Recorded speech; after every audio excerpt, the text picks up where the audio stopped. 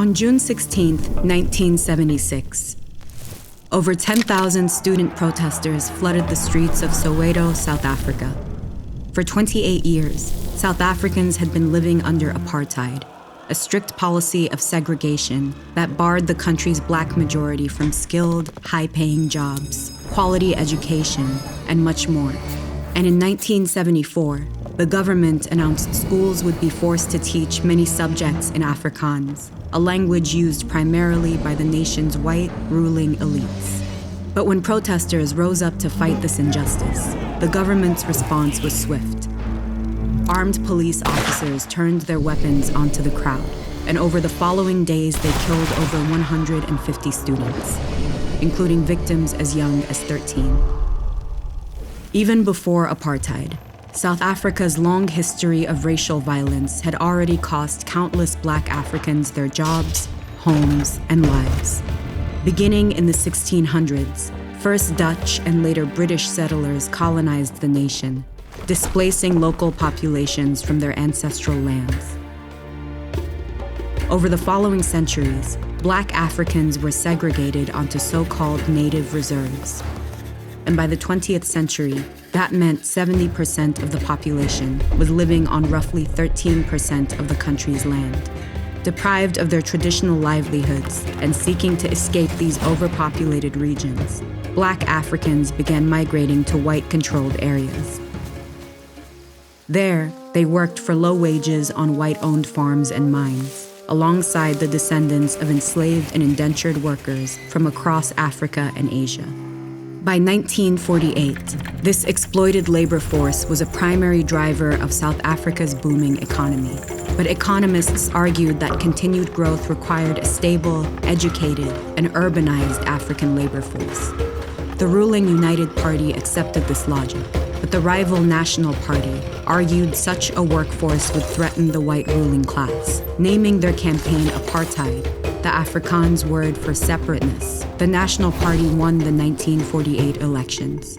And once in power, they began forcibly relocating millions of Africans back to the reserves. Under apartheid, Black workers were considered temporary visitors in white areas. They were restricted to specific zones, and their trade unions received no official recognition.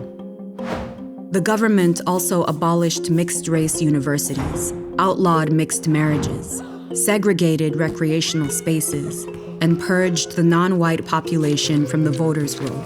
Within parliament at this time, apartheid only had a small group of outspoken opponents, but outside the government, 3 political groups were leading a popular resistance against the regime: the Communist Party, which was then legally banned in 1950, their allies in the African National Congress, and later, a splinter group called the Pan-Africanist Congress. Despite some ideological differences, all 3 groups worked to mobilize the masses against apartheid by non-violent methods.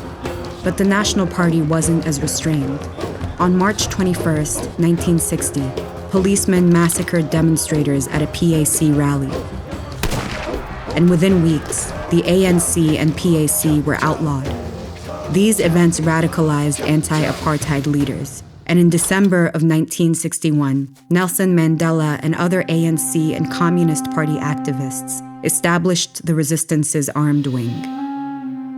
While the conflict grew increasingly violent, the 1960s saw consistent economic growth throughout South Africa. The National Party attributed this to the success of apartheid, but it was actually due to further exploitation. Employers were illegally hiring Black laborers for positions affluent white workers didn't want to fill. And since this prosperity was flowing disproportionately to the ruling white minority, the government happily turned a blind eye. Meanwhile, the National Party leveraged global anti-communist sentiment to demonize its adversaries. In 1963, they tried Mandela and 10 others for advancing communism and training recruits in guerrilla warfare. 8 of the defendants were sentenced to life in prison, and many remaining anti-apartheid leaders were forced into exile. Over the next decade, a generation of student activists rose up to continue the fight, led in part by Steve Biko and the South African Students' Organization. Following the Soweto massacre, student protesters spread nationwide, but police violently smothered these demonstrations, killing over 600 protesters by early 1977. That same year, Biko was taken into police custody and killed in a brutal assault. In response to this violence, the international community finally called for an end to apartheid, with some countries enacting trade embargoes against South Africa. The state attempted to launch a reform process, creating separate parliaments for the country's white, non-white, and Indian populations. But the exclusion of the African majority led to more nationwide rioting. So when F.W. de Klerk, a longtime supporter of apartheid, came to power in 1989, he concluded the only way to ensure white survival was to end the policy. On February 2, 1990, de Klerk shocked the world by unbanning the ANC, releasing Mandela, and calling for constitutional negotiations.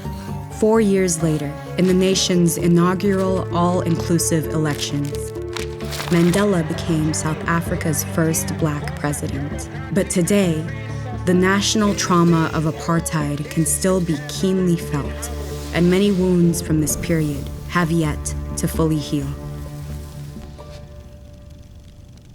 Nelson Mandela once said, "No single person can liberate a country. You can only liberate a country if you act as a collective." So, how can ordinary citizens turn actions like protests into lasting political change? Find out how with this video.